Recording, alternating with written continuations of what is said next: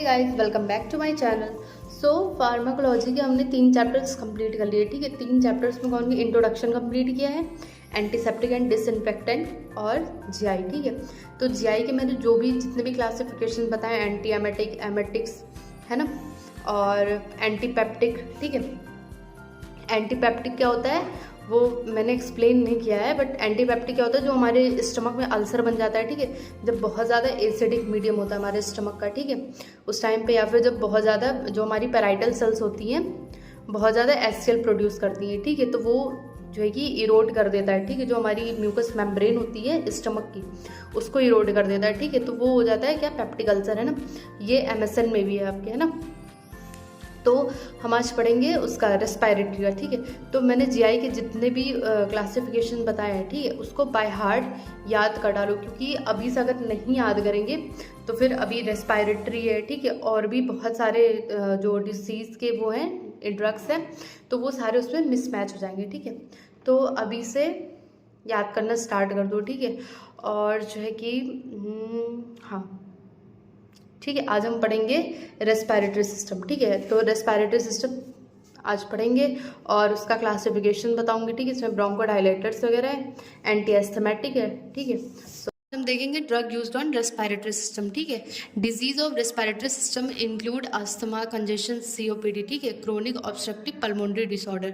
ठीक है, तो रेस्पिरेटरी सिस्टम क्या होता है, ये हमने एनाटॉमी में पढ़ा है। ठीक है, रेस्पिरेटरी सिस्टम क्या होता है, इसमें क्या क्या आता है ना।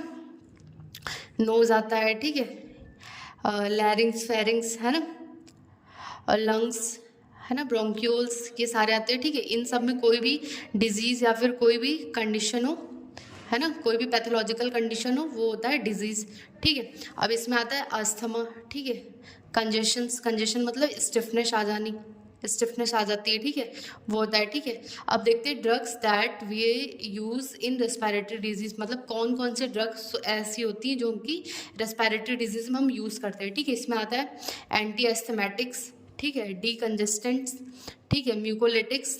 ठीक है, एंटी एस्थमेटिक क्या होती है, जो अस्थमा में दी जाती है। ठीक है, डीकंजेस्टेंट्स क्या होते हैं, जो हमें कंजेशन से रिलीफ दिलाते हैं। ठीक है, म्यूकोलिटिक्स क्या होते हैं, जो हमारे म्यूकस मेम्ब्रेन को, म्यूकस को थिन करते हैं। ठीक है, क्योंकि बहुत बार ऐसा होता है हमारा जो म्यूकस होता है वो बहुत थिक हो जाता है ना, इस वजह से म्यूकस को थिन करने के लिए म्यूकोलिटिक्स देते हैं। ठीक है, एक्सपेक्टोरेंट्स होता है। ठीक है, एंटीटिसिव्स होता है। ठीक है, एंटी हिस्टामिन, ब्रोंको कॉन्स्ट्रिक्टर्स। ठीक है, जब ब्रोंक्यूल बहुत ज़्यादा डायलेट हो जाती है, ठीक है, उस टाइम पे हम देते हैं ब्रोंको कॉन्स्ट्रिक्टर्स। ठीक है, तो हम पहला पढ़ेंगे एंटी एस्थमेटिक। ठीक है, तो पहले देखते हैं अस्थमा क्या होता है।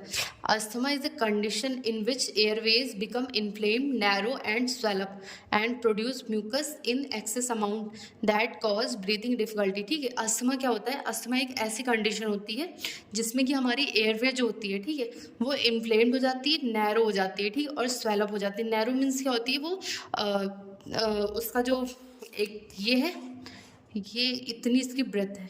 ठीक है, तो ये नैरो होके इस तरीके से हो जाएगी, तो एयरवे थोड़ा सा स्टिफ हो जाएगा ना, तो एयर अच्छे से इजीली पास नहीं होगी। ठीक है, स्वेलअप, ठीक है, स्वेलिंग आ जाएगी। ठीक है, दैट प्रोड्यूस म्यूकस, मतलब जो उससे उसकी वजह से क्या होगा, जो हमारे उसमें म्यूकस होगा, है ना, जो हमारी पैसेज में म्यूकस होगा वो बहुत ज़्यादा एक्सेस अमाउंट में प्रोड्यूस होने लगेगा। ठीक है, दैट कॉज ब्रीथिंग डिफिकल्टी। ठीक है, जिसकी वजह से क्या हमें होगा, ब्रीथिंग डिफिकल्टी होगी। ठीक है, अब ये क्यों क्यों होता है, ठीक है, कॉज बाय एलर्जन इनहेलेशन, है ना, किसी को एलर्जी होती है, जैसे किसी को डस्ट से एलर्जी होती है ना, तो वो जब डस्ट के कांटेक्ट में आता है उस टाइम पे उसको उसका रिस्पॉन्स बहुत ज़्यादा होने लगता है। ठीक है, उसको ब्रीथिंग प्रॉब्लम होने लगती है ना, हाँ, छींक आने लगती है ना, ये सारी चीज़ें उस टाइम पे होती है। ठीक है, ओजोन एक्सपोजर, ठीक है, इन्फ्लामेशन, कोई भी इन्फ्लामेशन की वजह से, ठीक है, ओजोन एक्सपोजर की वजह से। ठीक है, अब ये क्या होता है, म्यूकोज, अब ये इसमें क्या क्या होता है, ठीक है, म्यूकोजल थिकनिंग, ठीक है, जो म्यूकस मेम्ब्रेन होती है, ठीक है, वो थिक हो जाती है। ठीक है, विस्किट प्लग्स बन जाते हैं। ठीक है, म्यूकस के जो है कि म्यूकस थिक होकर उसके अलग अलग से जैसे गांठ जैसे बन जाते हैं, वो बन जाता है। ठीक है, ठीक है, अब हम देखेंगे क्लासिफिकेशन। ठीक है, क्लासिफिकेशन ऑफ एंटी एस्थमेटिक, ठीक है। इसमें आता है पहला ब्रोंकोडायलेटर्स, ठीक है। ब्रोंकोडायलेटर्स क्या होती है, जो कि ब्रोंक्यूल्स को डायलेट करती है, क्योंकि इसमें ब्रोंक्यूल्स स्टिफ हो रही है ना, कंस्ट्रिक्ट हो जा रही है ना, इसमें जो एयरवे है वो क्या हो जा रहा है, नैरो हो जा रहा है, ठीक है। इसमें देते हैं टर्बोटेलिन और थियोफाइलिन, इसको एज इट इज़ रटना है बस, ठीक है, इसमें समझना वगैरह कुछ नहीं है, ठीक है। एंटी इन्फ्लामेटरी देंगे, ठीक है, इन्फ्लामेशन की वजह से हो जाता है, ठीक है। इसमें आता है हाइड्रोकॉर्टिसोन और प्रेडनिसोलोन, ठीक है। ल्यूकोट्राइन एंटागोनिस्ट, इसमें आता है मॉन्टेलुकास्ट एंड जाफिलुकास्ट, ठीक है, मॉन्टेलुकास्ट एंड जाफिलुकास्ट। मास सेल स्टेबलाइजर्स, इसमें आता है कीटोटिफेन, ठीक है। इसका मैंने वो जो थोड़ा सा वियर्ड है, इसका मैंने निमोनिक बनाया था बालम, ठीक है, ठीक है, थोड़ा सा वियर्ड लगेगा बट कोई बात नहीं, याद करने के लिए चलेगा, ठीक है। Bronchodilators, anti inflammatory, leukotriene antagonist और मास्ट सेल स्टेबलाइजर, ठीक है। अब आता है इंडिकेशंस। इंडिकेशन मतलब कितनी बार बताए, क्या क्यों देते हैं, ठीक है। रिवर्सिबल एयरवे ऑब्स्ट्रक्शन, ठीक है, एयरवे में कोई ऑब्स्ट्रक्शन हो जा रहा है, ठीक है, उस टाइम पे देते हैं। ब्रोंकोस्पाज्म हो जा रहा है, ठीक है, जो ब्रोंक्यूल्स होती है बहुत स्टिफ हो जाती है, ठीक है। और nebuliser for patient with cystic fibrosis, ठीक है, ये नेबुलाइजर में भी यूज़ करते हैं, ठीक है, ऐसे पेशेंट को जिनको सिस्टिक फाइब्रोसिस होता है, ठीक है। अब आता है कॉन्ट्राइंडिकेशन, एरिथमियाज, ठीक है, चेस्ट डिस्कम्फर्ट, रैशेस में नहीं देंगे, मसल क्रैम्प्स में नहीं देंगे, कफ में नहीं देंगे, ठीक है।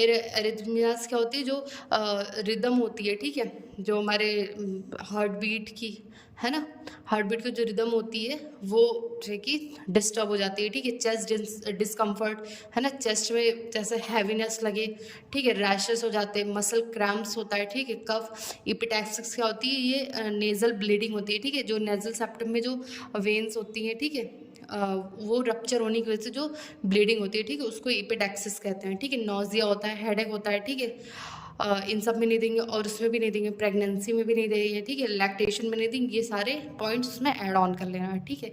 ये हो गया हमारा एंटी एस्थमेटिक, ठीक है। तो आज के लिए इतना, इसके जो क्लासिफिकेशन है, ठीक है, इसको मैंने शॉर्ट्स में भी डाल रखे हैं, ठीक है। आपको इसके शॉर्ट नोट चाहिए होंगे तो वो भी डले हुए हैं उसमें शॉर्ट्स में, ठीक है। So keep watching and please इसको याद करते रहो, ठीक है, आपके लिए ईजी होगा। So thank you for watching.